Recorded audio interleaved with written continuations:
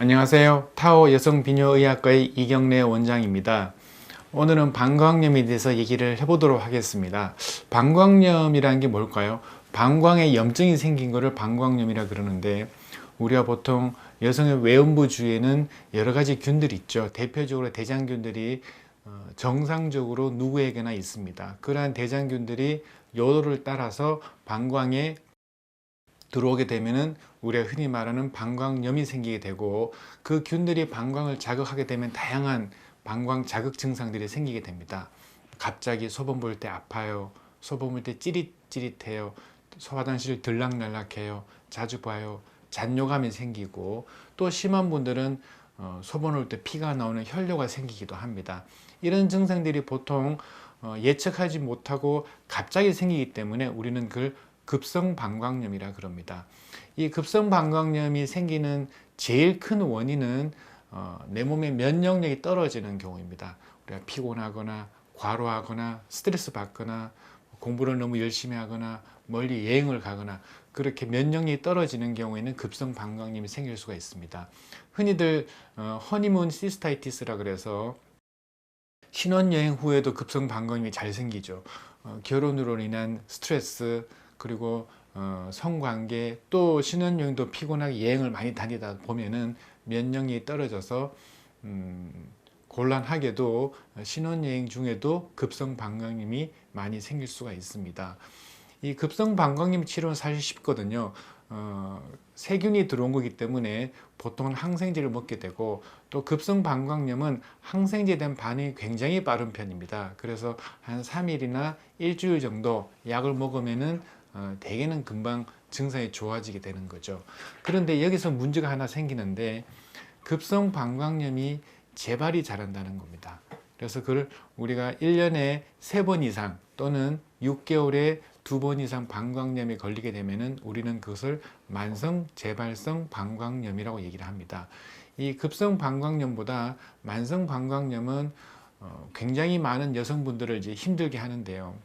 왜냐하면 내가 조금만 피곤하면은 방광염이 생기고, 조금만 무리하거나 또는 성관계만 하면은 방광염이 생기고, 그런 만성 방광염이 되게 되면은 항상 신경이 곤두서게 되고, 또 방광염에 대한 걱정을 하게 되는 겁니다. 그래서 우리가 급성 방광염 같은 경우에는 방금 아까 말씀드린 것처럼 간단한 항생제를 먹으면 좋아지기 때문에 사실 근처에 있는 내과라든가 가정의학과 또는 산부인과 이런 데서 이제 간단한 치료를 하게 되면 대개는 좋아지게 되지만은, 내가 이 증상들이 계속 반복이 된다 그러면은 보통 원인을 찾아봐야 됩니다. 혹시라도 내가 방광염 재발되는 다른 이유가 있는 건지, 그리고 많은 분들이 방광염을 지난 10년, 20년 동안 약만 먹고 치료했어라고 얘기를 하지만은, 요즘은 만성 방광염을 재발하기 위한 약들도 많이 나오고 있습니다. 그래서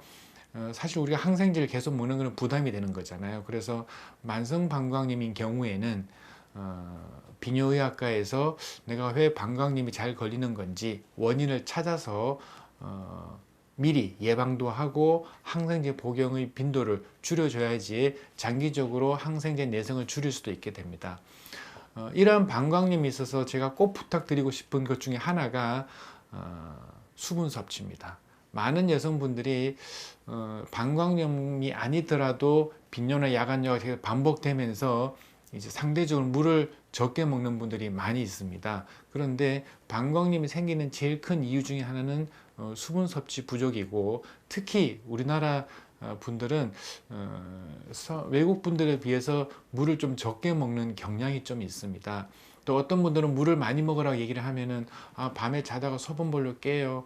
안 그래도 화장실 너무 자주 가서 불편해요 라고 얘기하는 분들이 있는데, 그런 경우에는 내가 물을 충분히 먹었을 때 다른 원인 때문에 그런 빈뇨나 야간뇨가 생기게 되는 거거든요. 그래서 그런 경우에는 내가 빈뇨나 야간뇨가 생기는 다른 원인을 찾아서 해결하고 충분한 수분 섭취를 해야 되는 거지, 내가 그런 것들 때문에 계속 물을 적게 먹게 되면은 그 외 여러 가지 비뇨약 질환들이 생기게 됩니다. 방광염도 대표적인 경우가 되겠고, 하부 요로 증상, 과민성 방광, 요로 결석, 등의 질환들도 전부 다 물을 적게 먹으면 생기는 경우이기 때문에 방광염이 자꾸만 생기는 것 같다 또는 방광이 걱정이 된다 하는 분들은 꼭 내가 충분한 수분 섭취를 해주시면 좋고요.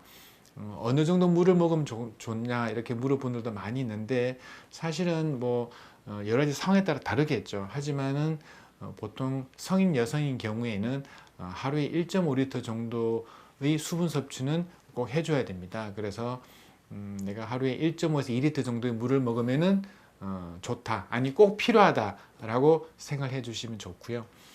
하나만 더 말씀을 드리면은 방광염이 성관계를 통하고 나서도 많이 생기게 됩니다. 그래서 방광염이 성병처럼 오해하고 있는 분들도 많이 있는데 사실 방광염과 성병은 전혀 다른 질환입니다.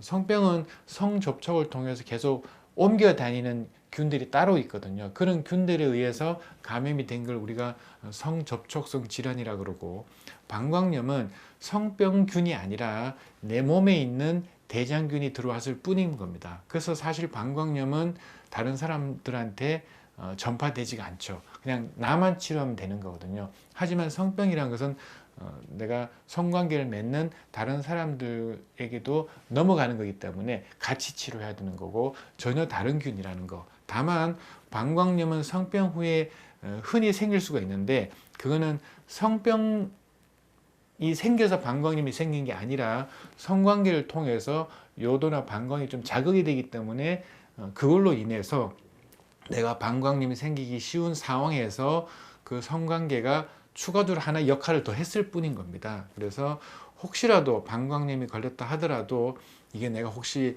뭐 성관계 때문에 뭐 이게 계속 반복되는 게 아닌가 걱정할 필요가 없고요. 물론 아까 말씀드린 것처럼 내가 성관계 후에 지속적으로 방광염이 걸린다 라면은 이 방광염, 만성 방광염의 카테고리 하에서 치료를 하고 원인을 찾아서 예방하는 것이 중요하겠습니다. 방광염은 전 여러 개의 감기라고 알려져 있습니다. 우리가 감기는 전 국민이 걸리는 질환이죠. 그리고 재발을 가장 많이 하는 질환인데 방광염은 성인 여성에서 가장 많이 걸리는 감염성 질환이고 또 그 중에 3분의 1 이상이 재발하는 질환입니다. 그래서 평소에 관리를 잘 하시고 내가 이걸로 인해서 반복되는 경우다 라고 한다면은 주저 말고 병원을 찾아서 그 원인을 찾고 치료를 받으시기 바랍니다. 이 건강 캠페인은 서울특별시와 서울특별시 의사회가 함께합니다.